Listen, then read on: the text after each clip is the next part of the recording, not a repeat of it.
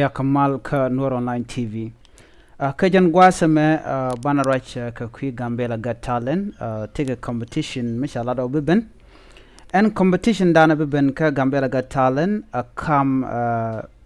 panani ki jitwari dangro tibomboam ramkel shale gondi CK kene tinem ken ka tizint bomboam ken kono re rajadana bana lat ke jan gwasame mi jirami jidit go rejin subscribe ki bijan nyak kenetin kokien rajabana lat jen shalingo gambella got talent competition te kamanon kana ka kui gan tin kon tin twar ketin kon tin nyos kana do dena twar kaje bana ye chulinkel ken nyam gorjo bana raj ka kui gambella got talent Gambella got talent jen a company kel la long ko de gan nueri de kelling wimon kelio ku ken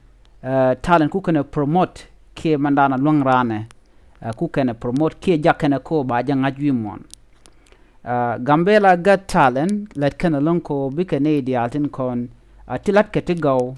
biken ko promote en Gambella got talent a company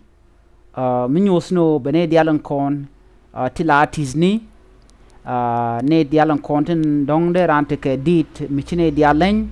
miti ke video magwa ke yen bon magwa ke jirami la leng la kalat ke comedian jirami la shoot movie ni jin actor jin actress jin model jin best player ka kure ajirami tiktoker amite tiktok channel la ka promote kendial Gambella got talent le retungwana long jene multi purpose channel ki company man ban kullinga jen gwasa me ka kwide man gwaji kana lado biken tour dangro biken ka jaga ja bikete competition chit kala la kana lena wen shala de Gambella got talent o bi tour dangro ti bombom bikakong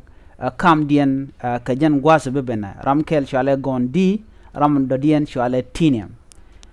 de le tin 3m gondi kenetinium ka tizint bombom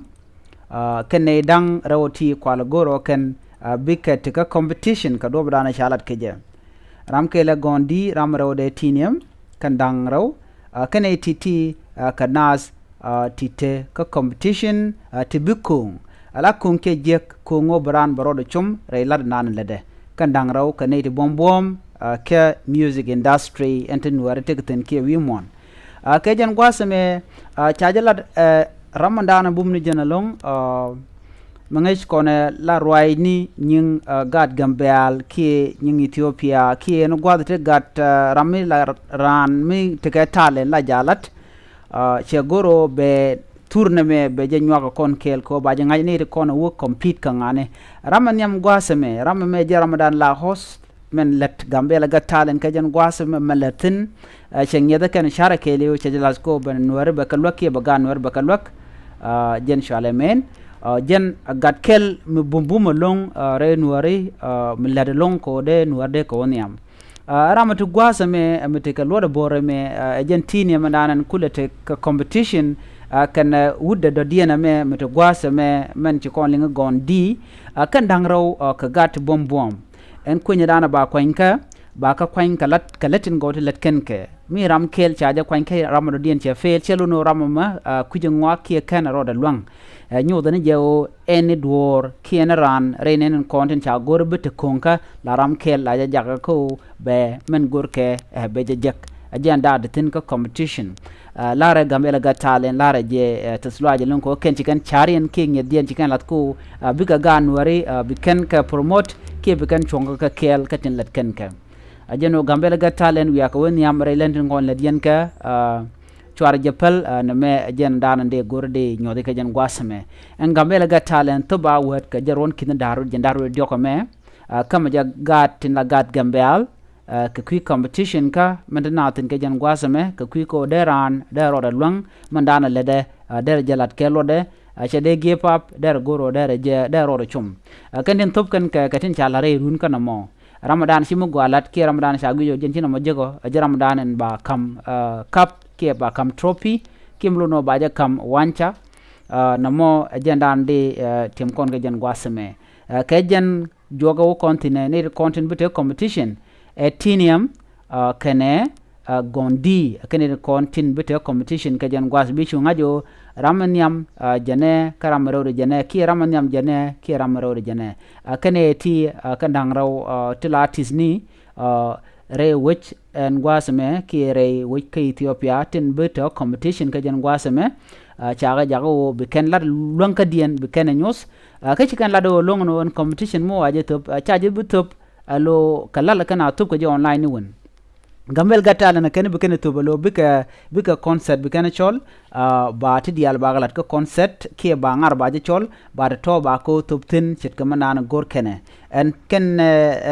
ngartin ba ngar bika ngar o mishom kan use ka ki ngwani ko chi ki charen kan longe ni kan jago ba gar ko la ga Nueri ba ka promote ken ka do ba dan chi kan char ke je na me agenda ni ngi jan gwas men go tinium kan gondi kan asan kon bit competition kan ga Nueri ko kientin ba le no rei competition kan mo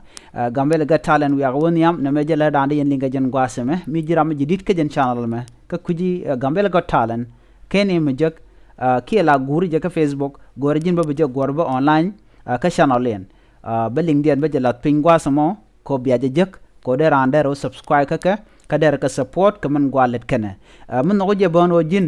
bi ka follow ka Facebook page dien ba link dien ba je las ka jen video me bi je check description ko bitin kon lat ko dien ten wini bien kalingten gambela get talent de long ka ko benas be ko nyam agenda na de kon lat ka jen gwasame chu pagano jin bi gondi kenetinium